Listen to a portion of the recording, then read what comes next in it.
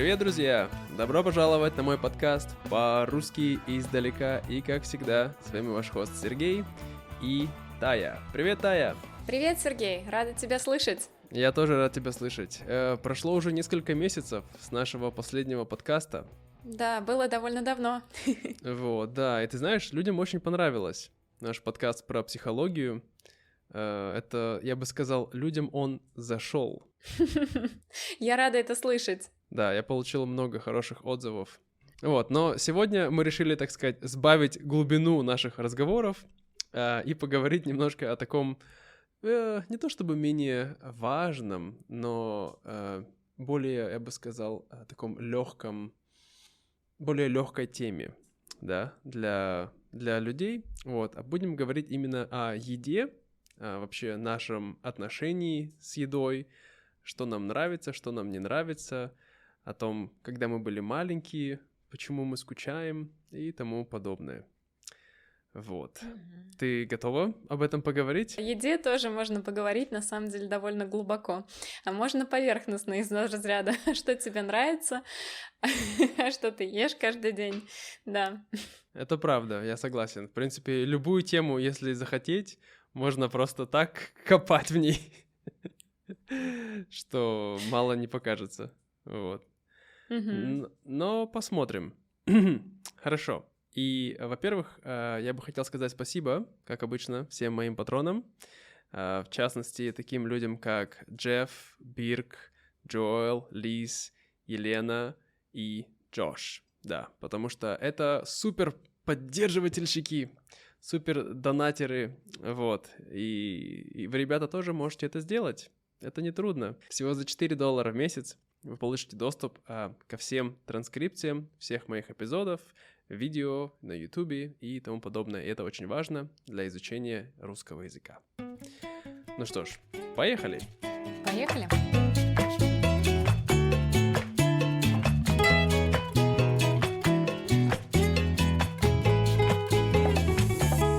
Ну, давай начнем издалека. Я не писал вопросы сегодня, потому что я хочу, чтобы у нас все было естественно, натурально. Посмотрим, как оно выйдет. Вот, поэтому давай начнем с такого немножко общего вопроса. Скажи мне, Тая, ты можешь назвать себя гурманом? И кто такой гурман? Это Ещё такой объясни. какой-то... Да, вот я тоже думаю, как бы... Я не знаю, на самом деле, нормальное определение гурмана. Я думаю, это просто люди, которые любят есть, или которые очень такие привередливые в выборе еды. Вот ты как себе понимаешь слово гурман? Я понимаю, это человек, который... у него есть изысканный вкус, то есть он хорошо разбирается в разных блюдах, он пробовал много разных вещей, и, возможно, он немножко привередлив, но самое главное, что он знает и он любит есть вкусную еду, да? Он знает, как хорошо поесть. Вот. В таком случае, наверное... Еда для него важна. Да, мне кажется, в таком случае я не гурман, но я люблю вкусную еду в любом случае, но при этом, если меня кто-то спросит, там, например, а что ты чувствуешь, не знаю, в этой картошке, там, не знаю, картофельное пюре, например, и я могу не сказать, что там на вкус, потому что я такая, ну, вкусно, и все.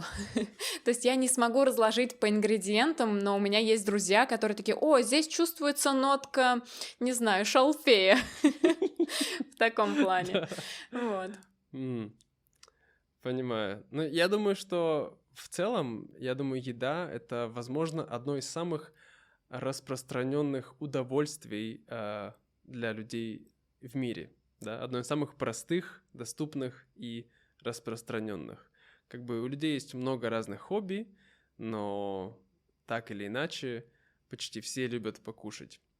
Хотя я встречал людей, для которых еда — это исключительно, так сказать, прием нутриентов, не знаю, просто... Как топливо? Как топливо, да. Ну да. То есть для них главное, чтобы просто вот было что-то, что дает их телу энергию, да, дает им силы, витамины, минералы, но им не важно, какой вкус, они не наслаждаются этим. Но это, я бы сказал, редкость. Как ты думаешь? Я встречала таких людей, и я даже встречала людей, которые говорят, мне без разницы, что я ем, даже если мне не нравится, я смогу убедить себя, что это мне нравится, и буду есть продолжать. И я такая, я так не умею. Если еда даже пахнет как-то невкусно, я это в рот не возьму. Ну, то есть, поэтому... Я знаю, что я сильная привереда в еде, но как бы вот ты спрашивал про гурмана, мне кажется, мне сложно себя отнести. Хотя, я говорю, я люблю вкусную, хорошую еду. Я люблю, когда, например, она приготовлена, как тебе сказать, из свежих продуктов, я буду чувствовать разницу. Я буду чувствовать даже разницу, когда человек, который ее готовил, если он делал это в торопях, например, или он действительно душу вкладывал в это, и по вкусу еды я все равно почувствую. Внешне может быть одно и то же, а по ощущению будет другое, когда ты эту пищу будешь есть. Интересно. То есть ты, может быть, не вкусовой гурман, а энергетический гурман. Ты можешь определять такие тонкие вещи. Но это не каждый сможет понять, понимаешь? Я чувствую я чувствую нотку депрессии в этом блюде. Нет, ну не настолько. Просто я могу привести пример. Мой друг как-то привез мне лапшу с овощами, веганскую, все супер. Он привез и говорит, вот лапша я купил там где-то по пути. Я такая, классно. Я смотрю на нее, я такая, я это есть не буду. Вот просто я понимаю, что вот на вид и по ощущениям мне этого не хочется. Через какое-то время мы еще раз встретились, он опять привозил ту же самую лапшу, я такая, о, вот сегодня я ее есть хочу.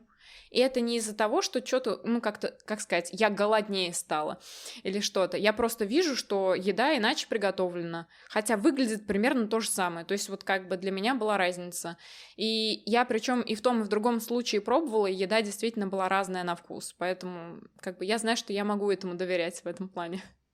Да, я думаю, что наши отношения с едой, вот это очень важная вещь, которую многие люди недооценивают, да. Я думаю, что в нашем мире мы слишком, ну вот, как сказать, да, мы не доверяем своим собственным чувствам, да. Мы даже, я бы сказал, многие из нас, мы, как это по-русски, Да, ну, получается, не застыли, а как бы мы, ну, не чувствуем, наверное, это правильное слово. Ну да, то есть мы Потому что потеряли мы говорим про ногу, чувство. если она ее свело, но тут... Да, то есть... И вот потеря этого чувства, мне кажется, присуща большому количеству людей, особенно если с детства закладывается, что доедай все до последней капли, ешь больше, неважно, что ты только что поел, ешь еще. И то есть вот этим мы как бы блокируем или как бы...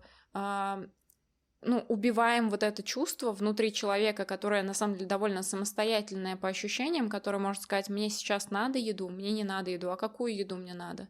И то есть у меня, например, до сих пор это есть, наверное, потому что меня родители в детстве не заставляли ничего в себя впихивать, они говорили, не хочешь есть, не надо.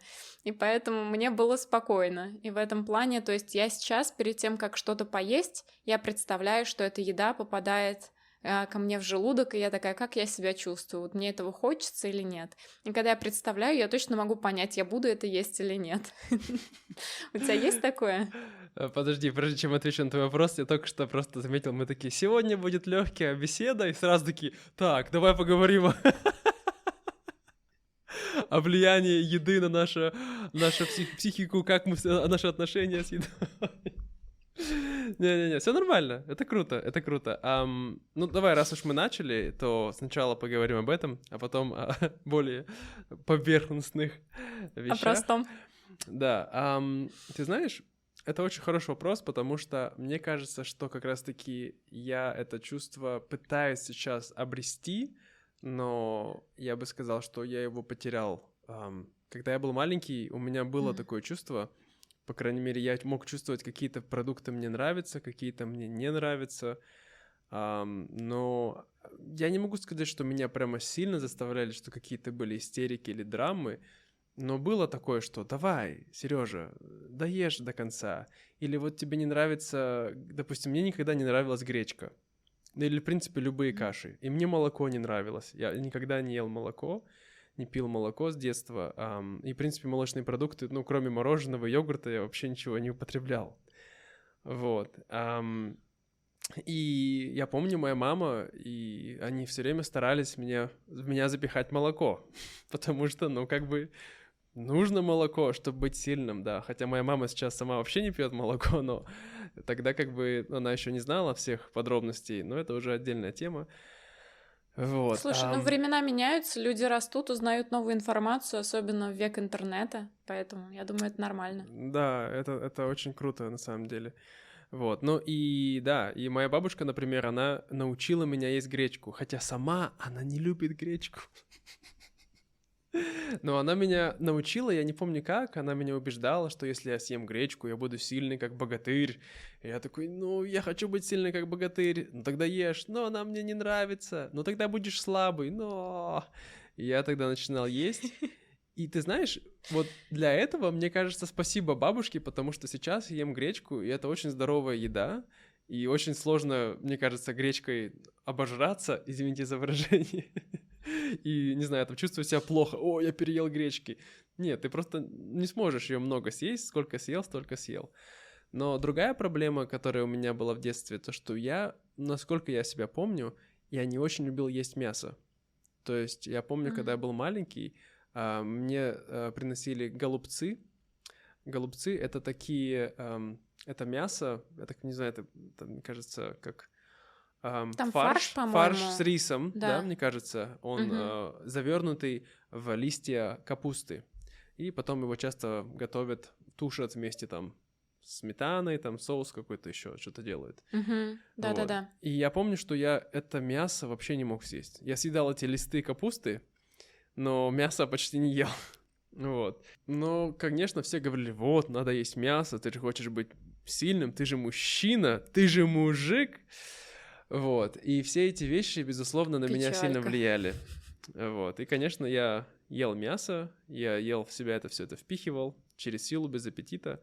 И сейчас у меня такая проблема, что вот, ну, это еще другая была вещь, что всегда нужно доедать до конца, что нельзя оставлять еду.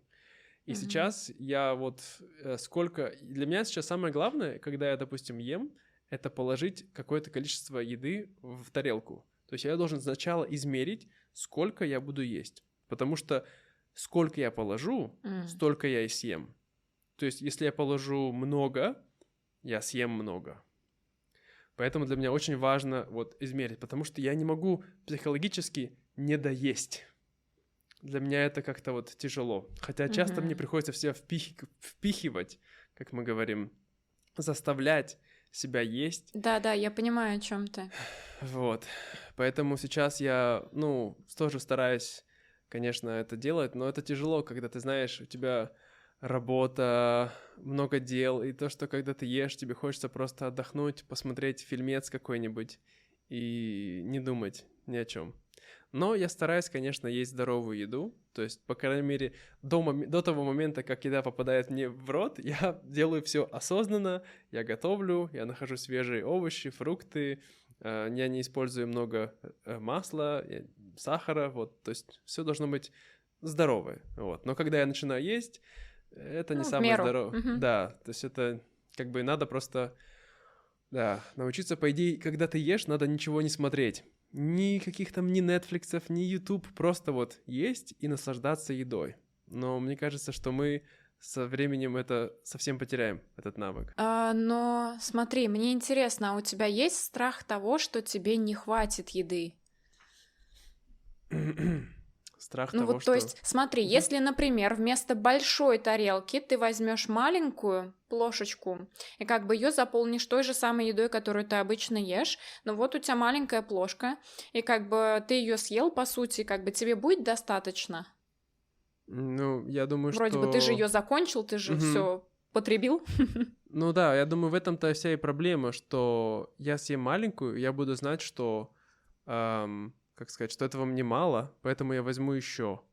Вот. А потом, сколько все-таки этих плошек надо будет. То есть, ну, чисто теоретически, это хорошая идея, да? Потому что если я съел одну маленькую, и потом я могу посидеть подумать, взять еще или нет, да? Потом еще съел вторую маленькую, опять подумать, взять еще или нет. Да, я знаю, как бы я раньше так делал, когда ел более, так сказать, вьетнамскую еду, но сейчас я ем мою, я называю сергеевскую еду,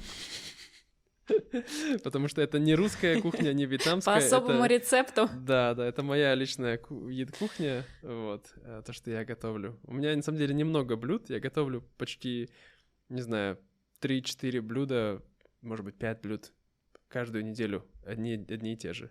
Я не устаю, потому что я знаю, что это здоровая еда. Но это значит, что тебе комфортно в этом, и как бы у тебя хватает, витаминов, минералов там и всякой штуки, да. Чтобы тебе было достаточно.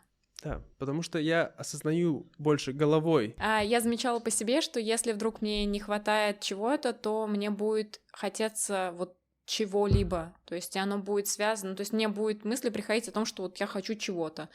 И я знаю, что был момент, когда я питалась гречкой с помидорами, и это было в течение нескольких месяцев, я кроме этого особо ничего не ела, и то есть мне было нормально. То есть мне хватало нутриентов и всего из того, что я ела. То есть поэтому, мне кажется, найти более-менее сбалансированную диету, как ты сказал, чтобы ее можно было вот там в неделю готовишь, знаешь, какие блюда, знаешь, что надо делать, это, в принципе, освобождает мозг от того, чтобы думать, а что там приготовить, а что поесть, а в моем случае, а что заказать. Поэтому да. Да, это правда, это правда. Но а вообще, как ты думаешь, вот проблема с перееданием, с чем это связано? Почему некоторые люди даже, допустим, не говоря про то, что, допустим, мне нужно доесть, потому что я так делал в детстве, а просто они вот едят, и, допустим, съели одну большую чашку и вторую пошла. Допустим, или даже каких-то там, не знаю, чипсы, что-то такое. Вот почему люди хотят, они хотят что-то заедать или как это? То есть в чем проблема? Чаще всего, да, потому что, как ты и сказал в самом начале, еда самый, простой способ получить удовольствие.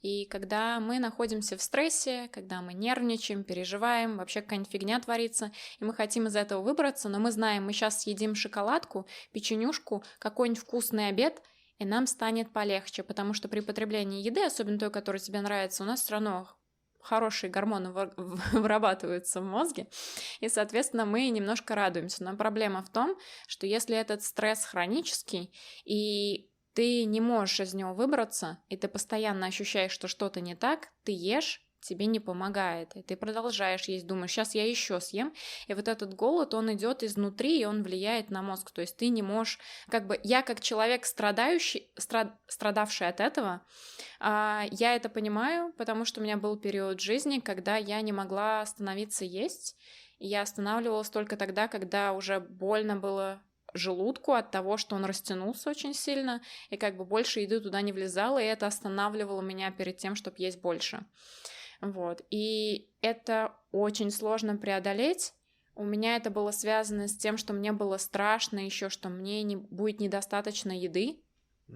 То есть это в большинстве случаев несет... у меня был стресс, да, и плюс еще страх, что будет недостаточно еды. И это все влияло, и я, наверное, после этого 3 года то есть я очень резко набрала вес, как только это началось, и потом очень долго его сбрасывала. То есть я после этого поняла таких людей, которые не могут сбросить вес и очень много едят, им говорят, да просто перестань, они не могут, это психологическое, и по факту, да, людям, можно к психологу сходить, да, должно помочь. Там есть разные штуки, которые можно поделать, там есть разные причины, я думаю, на это тоже. Но, да, иногда я знаю, что из этого нет выхода, ты такой не можешь с собой совладать. Да, это правда. Я думаю, что у меня это тоже самый так сказать, легкий способ заглушить тревогу. Мы опять возвращаемся к тем же вещам, но мне кажется, теперь у нас наши подкасты — это просто психология еды, психология, не знаю, там, тела. Каждый раз будем возвращаться к этому. Но это круто, я думаю, это интересно. Да, просто хотел сказать, что у меня, да, каждый раз, когда возникает какая-то тревога, когда возникает усталость, возникает какая-то грусть, самое вот такое внутреннее чувство — это что-нибудь съесть и что-нибудь сладкое. Вот. То есть сейчас я стараюсь с собой, так сказать, договариваться. Если я ем что-то сладкое, то это будет какой-нибудь фрукт, типа банана. Это, конечно, тоже не идеально там на ночь наедаться бананами, но лучше, чем печеньками, булочками и с большим количеством сахара. Вот. Да, понимаю. Ну, то есть, получается, ты все равно ощущаешь на себе, что иногда сложно, скажем так, вот, все равно хочется и чего-то сладкого, и как бы сложно с этим справиться. Я правильно тебя понимаю? Все правильно, все правильно. Я думаю, что даже не то, чтобы мне хочется сладкого, то есть у меня нет такого чувства, что я хочу что-нибудь сладкого. У меня скорее есть чувство, что я страдаю по какой-то причине, и мне хочется что-нибудь съесть, чтобы этого не чувствовать. Понимаешь, чтобы почувствовать себя хотя бы на 10 секунд лучше. И это помогает, но это помогает вот и правда, то есть на, не знаю, минуты 2, 3, 4, да, то есть ты вот, пока ты ешь, потом ты съел, и это вот у тебя небольшой такой всплеск эндорфина или чего там, серотонина, допамина, скорее всего. Но допамин, он возникает перед тем, как ты ешь, потому что допамин — это гормон ожидания удовольствия. Вот, да. Ну, такая вещь. Да.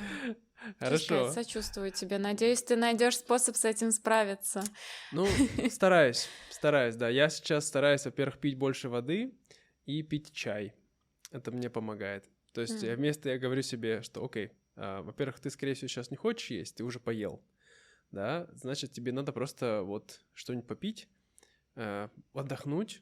Очень часто, я думаю, проблема, что люди устают, и вместо того, чтобы просто почувствовать свой организм и дать ему отдохнуть, ввиду нашего образа жизни, не в том плане, что они выбирают, но им надо работать. Допустим, им надо больше работать, и им нужна энергия, поэтому они едят. Но я знаю, что есть другие люди, которые у них идет наоборот, они не едят, они, когда у них стресс, они вообще не доедают, и они теряют вес. Вот. Я тут тебе поднимаю руку, говорю, что да, к сожалению. И вот как раз из-за того, что, например, последние недели 2 я была в сильном стрессе, и как-то мне было очень тяжело, у меня в этот момент блокируется желудок сейчас. И то есть я хочу есть. То есть, например, я вчера ела, допустим, часов в 10. И уже вечер, я хочу есть, а из-за стресса у меня сжимается желудок, и я не могу себя заставить ничего положить. То есть я голодная, а положить внутрь ничего не могу. То есть я пытаюсь, я хотя бы иду сок пить, например, влить в себя что-то в плане сока в смузи, еще отлично, оно как бы заходит. Но вот даже, например, я сделала себе тарелку макарон вчера, и я ее не смогла съесть, она так и осталась, потому что я такая, просто не могу, а есть хочу. И это вот дурацкое, как сказать, люди скажут: о, клево, ты такая там стройная, все дела, а на самом деле стресс, и я ничего не жру. Да, это забавно, вот. Как мы, я бы сказал, так стигматизируем людей, которые более полные, значит, думаем, что они едят, они ведут вредный образ жизни, да, а худые люди, значит, все здоровые. Да. И психически, и физически. Ну, слушай, еще знаешь как? Да. По поводу, ты говорил, что у людей нет еще времени, и мне кажется, это тоже одна из проблем. Мы с тобой все равно как-то более-менее готовим дома, и их стараемся питаться правильно. Но есть же большое количество людей, которые такие: работа кончилась, в первое просто, чтобы не готовить ничего, там, не знаю, Макдональдс какой-нибудь, зашли, съели все, что попало, вроде и вкусно, потому что жирное, углеводы, все остальное, вроде бы выработались гормоны хорошие, все дела. И а поэтому они потом начинают набирать вес, потому что обычно работа кончается, например, вечером, и это опять-таки часов 6. Они поели часов 7, и это, соответственно, за ночь не переварилось, и оно по накатанной в итоге, да, все это накапливается тоже. Все верно. Поэтому, к сожалению, мне кажется, тут может помочь только осознанность. Осознанность — наше все. Ты знаешь, как Пушкин — наше все, у нас осознанность — наше все. Да. Ну хорошо. Я думаю, что у нас получился сегодня неожиданно совершенно другой подкаст, от которого я ожидал, но это круто, потому что, как я сказал, я хотел, чтобы это было естественно, натурально. И давай сейчас буквально в 5 минут еще обсудим какие-то наши любимые блюда. Допустим, во-первых, какие блюда ты любила в детстве, скучаешь ли ты по ним сейчас, и какие блюда ты любишь сейчас? Вот назови то, что тебе в голову приходит. Слушай, у меня, наверное, не столько блюда, сколько из-за того, что родители в детстве готовили индийскую еду. Я очень до сих пор люблю индийскую еду, и мне прям греет душу, то есть нет ничего вкуснее. Но нет, наверное так, на первом месте будет еда, приготовленная моим папой. Это именно вот так. Могу подтвердить, потому что твой папа, друзья, если вы не знаете, Юрий, я уже говорил о нем, живет сейчас с нами уже почти 2 месяца, и он готовит периодически, и это очень вкусно. Вот, и почему-то для меня нет ничего вкуснее его еды. На втором месте, да, как раз, наверное, будет стоять индийская еда, потому что тоже связанная с детством, воспоминаниями приятными. Но, наверное, вот если вообще из всего того, что есть, я бы выбрала даже не блюдо, а просто ягоды. Я так люблю черешню и вишню, что вот среди всего выкиньте все. Вот если мне вот это оставить, я могу это есть. Если надо выбрать прям блюдо, то тогда какую-нибудь жареную картошку. То есть это вот так вот. Жареную картошку какую? По-деревенски или фри, или такую, как твой вот папа смотри, готовит? у нас в России, да-да-да, вот как мой папа готовит, у нас в России готовится картошка по-другому. Она не фри, потому что она не во фритюре, она с маслом, но не в масле. И получается, что куски картошки кладутся на сковородку с маслом, жарятся, и картошка получается очень мягкая, но в то же время хрустящая. И я даже своим вьетнамским друзьям здесь готовила, и они были прям очень рады и говорили, что очень вкусно. Вот. Это очень вкусно, да, это невероятно вкусно, особенно если сделать это с грибами и еще с луком. Хотя я стараюсь лук не есть. Это, кстати, тоже интересная тема. Я не знаю, ты ешь лук и чеснок? Я могу съесть, то есть это не так, что... Вот, кстати, интересная штука, я себе ничего не запрещаю. То есть если вдруг что-то есть, то есть я съем. Потому что как раз мои расстройства пищевого поведения было связано с тем, что я себе запрещала. И мой выход из него был, что я перестала себе вообще что-либо запрещать. То есть если у меня что-то произошло, я вот прям хочу чеснока, я пойду и съем. Я не умру от этого, это просто чеснок. Вот, а так, ну как бы в основном я не чувствую надобности в нем. Вот. Я просто очень сильно раньше любила есть чеснок, лук, это как бы было наше все такое тоже в семье, все блюда на этом были основаны, но в последнее время моя жена, она не ест лук и чеснок, поэтому мы не готовили, по религиозным причинам она этого не ест, вот, и мы не готовили дома, и я тоже, когда, бывает, схожу в ресторан или в кафешку и поем немножко, и потом я такой, какое это ужасное послевкусие, и я на следующий день даже чувствую себя чуть более уставшим. Я не знаю, может быть, это чисто психосоматика, но, не знаю, я правда чувствую лучше себя Мне кажется, тут может быть чуть-чуть психосоматики на самом деле, потому что мы все равно все существа такие впечатлительные. Вот. Но для меня минус чеснока или лука в том, что у нас меняется запах от тела как бы после этого. Не сиюминутно, то есть ты на следующий день такой, а что-то я вспотел и воняю.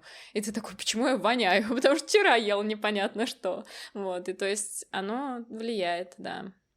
Точно. Так, ну хорошо, тогда я скажу про мои. Когда я был маленький в детстве, мои любимые блюда были оладушки, которые готовила моя бабушка. Потом она готовила булочки с повидлом и с таким сахаром посыпанные сверху. Также она готовила пирожки, очень вкусные, с рисом и яйцом, с картошкой и с капустой. Я очень сильно любил эти пирожки. Это были печеные пирожки, не жареные. Или жареные иногда, не помню точно. И также, конечно, всякие вот... я очень любил также запеканку, творожную запеканку. Сейчас я готовлю иногда тофу запеканку. Это тоже неплохо. Хотя не всегда получается так идеально, как бы хотелось. Да, и сейчас мои любимые блюда, которые я ем сейчас, наверное, сложно сказать, любимые. Я бы сказал, самые, то, что я всегда готов есть, это вот скрэмбл тофу. То есть, по сути, как омлет из тофу. Могу есть вот почти каждый день, не устаю. Вообще, в принципе, как тофу, как продукт я обожаю. Думаю, вот как я без него раньше жил, вообще не представляю.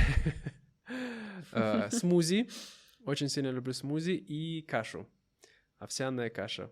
Это вот моя самая любимая еда, которую я могу есть каждый день. Интересно, что у тебя овсянка именно. Для меня, наверное, из всех каш я люблю пшеничную кашу. Я это осознала, наверное, только во Вьетнаме. пшеничную. То есть она сделана из пшеницы. Она прямо такие цельные зерна или немножко разбитые на маленькие кусочки? Нет, они разбитые, то есть это тоже, наверное... Ну, то есть те пакеты, которые я покупаю, они везутся из Индии, и они называются далия. То есть это, по сути, рубленые пшеничные зерна. И почему-то для моего организма это самая классная еда. Если я это ем с утра, у меня потом много энергии, я себя отлично чувствую, и я долго могу не хотеть есть. И то есть вот почему-то именно вот так. Но скинешь она не распространена. Ссылку я хочу попробовать. Хорошо. Да. Здорово. Вот. Но она не распространена, например, во Вьетнаме или даже в России. У нас редко кто ее ест. У нас? Но почему-то здесь как-то случайно я вот обнаружила. У нас на самом деле ели, по крайней мере, я знаю, на Украине или в Украине едят. Вот у них есть какая-то там тоже такая типа как кутья называется, что ли, это как каша вот именно из цельных зерен пшеницы.